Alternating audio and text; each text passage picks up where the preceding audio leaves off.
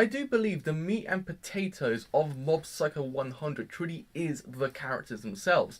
And this episode delved into them that I really wanted it to do, because it really did concentrate on Ritsu's character and how he really truly feels towards himself and towards Mob. How, in my opinion, how I kind of see his character, he kind of feels inferior towards Mob. Yes, inferior when you think about it. Ritsu's the kind of character that does have quite a lot going for him. He has perfect scores. He is widely talented. Mob wants to be like him, but he distinctly lacks something that Mob has, and he really wants it, because from a young age, he was told by Mob, don't freaking worry about it, fanboy, you're my younger brother and you will actually get his abilities as well, don't worry. He hasn't developed these psychic abilities yet, and he's kind of sitting here wondering, why the hell haven't I? Why can't I have these abilities as well? So, in my opinion, I kind of think that he has this inferiority towards Mob. Granted, as I said before, he does kind of have a lot going for him, but he still feels inferior because he's not contending on equal terms with Mob. He lacks something that Mob has, as a thing he truly wants. Yes, he has these perfect scores, everything, but he lacks something that he wants, and it's one thing that makes Mob individual, and that's the psychic abilities that he possesses. And I thought it was really freaking interesting. I was like, great, they delved into how he truly feels as a character, how he actually presents himself, and how really at the end he has an existential crisis and actually goes through with Shinji's plan to actually kind of ruin Tenga's like perfect like attendance and perfect not being in late. I was like, man. That's another thing that I really have to commend this episode for, is the fact that they painted Tenga up to this point to be a delinquent, someone who you really can't trust, someone who always solves his problems by fighting. But this episode really kind of changed him slightly. It really changed him to someone who you could really think, wow, he has his human qualities as well. He's not just this rough exterior person who just fights his way through things. He actually has a human side to him. He has his perfect attendance. He's not late once, and he's never been absent. I thought that's actually kind of interesting because, yes, as I said before, he's been painted to be this person who you can't trust, someone who always fights his way through things. And it's seen in this episode, and it's seen throughout the whole entire series. He's someone who likes to fight, but he has his human qualities. And in the end, even this Body Improvement Club coach even says to him, why don't you just change yourself as well? Because the person you're trying to look for, because this episode rolls around him as well, trying to find the person who took down Teru and make them their shadow leader. And he doesn't find him, but he actually goes to the Body Improvement Club and asks him who the hell was it, and they won't tell him who it is because they don't want him to get involved. Yes, they know it's Mob, but they don't want to get him involved because he's such a pure person. They don't actually want to kind of just get him involved with someone like Tenga. In the end, the Body Improvement coach tells him, look, the person you're trying to look for is trying to fight himself. Why didn't you change as well? So, in essence, Tenga was trying to change himself throughout this whole entire episode, but is then completely destroyed at the end when Kamuro destroys it completely and actually frames him for something he's never done before, because what happens is Ritsu basically says to the student council president, being Kamuro, says, why don't we just kind of reprimand the actual delinquents, because I believe like that we have a peaceful school. Like, in essence, what he's trying to say has nothing in it that could be malicious. He's just trying to say, look, if we can actually maybe kind of, I don't know, maybe just kind of reprimand them slightly and say, just stop what you're doing, we actually might get a peaceful school. But in the end, when you think about it, Kamuro kind of goes a bit off the edge and actually kind of just goes full throttle with it and actually just kind of frames Tenga being the biggest delinquent in school for something he's not even done, and then kind of ruins it and makes him painted to be a pervert because he stole the actual recorder tops where the girls put their mouths on. But he hasn't done anything wrong, he just got there at the wrong time, left his bag open,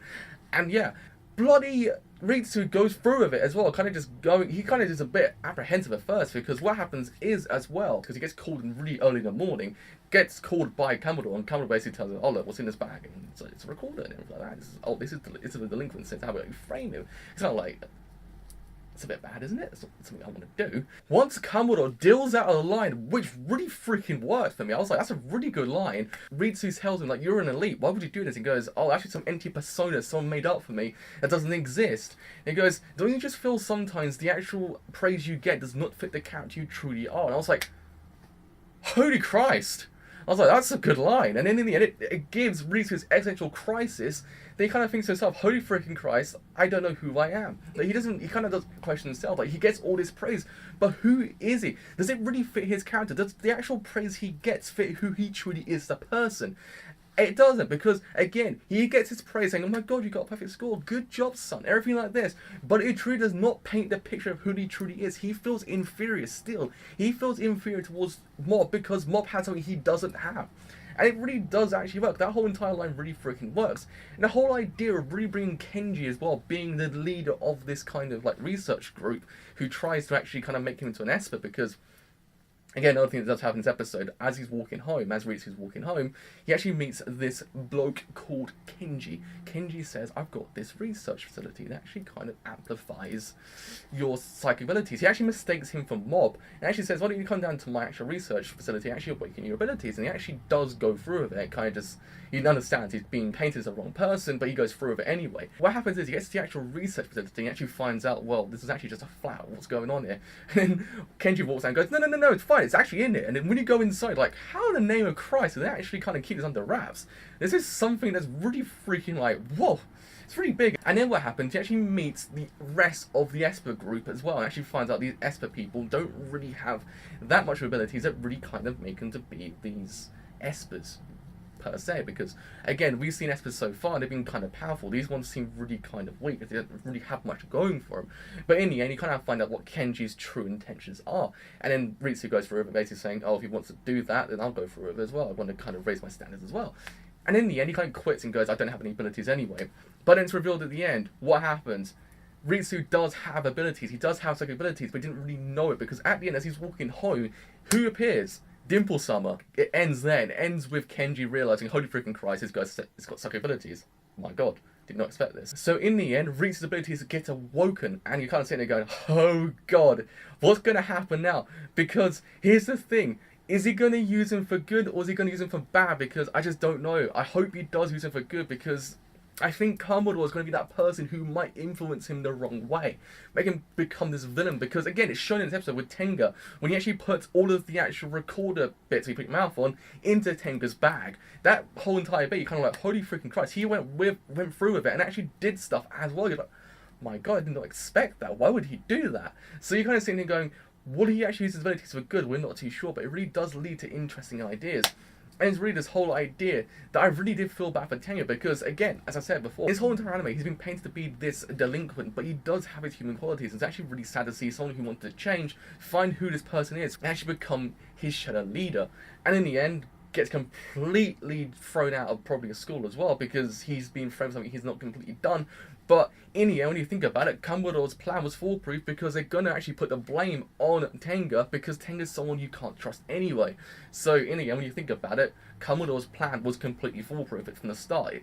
He blames him, they will always blame him anyway, because he's someone that they can't trust in the first place. I thought it was actually kind of interesting. This whole entire episode really was freaking interesting, because it really just delved into Ritsu's character, into how he truly feels, into how this person that we haven't seen before might influence him as well. Because as well, Kamuro kind of lives the life of being in the shadow of someone else as well. He's been in the shadow of his own brother being someone who is this all smart person that won't disappoint his family, but in the end, Kamuro is disappointing his family. The other thing to note truly is this person that Mob encounters, this adult Esper who has this aurora about him, who actually makes him sick. We don't know who this person is, but he might be the central antagonist for the rest of the anime.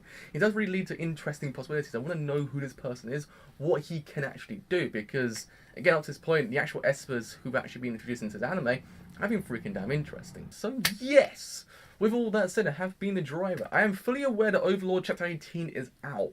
I will actually cover it tomorrow, because I want to cover Sarah for the end on the exact same day as well, so I will cover that tomorrow. So yes, with all that said, I have been the driver. If you haven't enjoyed the video as a whole, do leave a like. Do leave a like, because it does help me quite a bit. If you have enjoyed my content up to this point, you're like, well, this guy, he seems pretty interesting. Do leave a sub, because it does help me quite a bit. But with all that said, I have been the driver, and I shall see you guys later.